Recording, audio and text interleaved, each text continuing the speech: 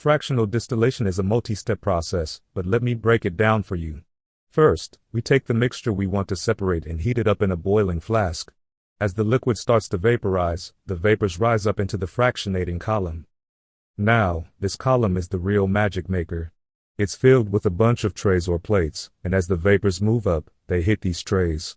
The different liquids in the mixture have different boiling points, so they'll condense at different heights in the column. The lower boiling liquids will condense near the top, while the higher boiling ones hang out closer to the bottom. From there, we can collect the condensed liquids as they drip down the column. This allows us to gather the individual components of the mixture, rather than just getting one big jumbled mess. It's kind of like a fancy sorting machine, if you will. If you're looking for exercises to test your knowledge, there is a link in the description for you. Thanks for sticking around till the end. If you enjoyed the video so far and want to see more content like this, make sure you hit that subscribe button. Thanks for watching.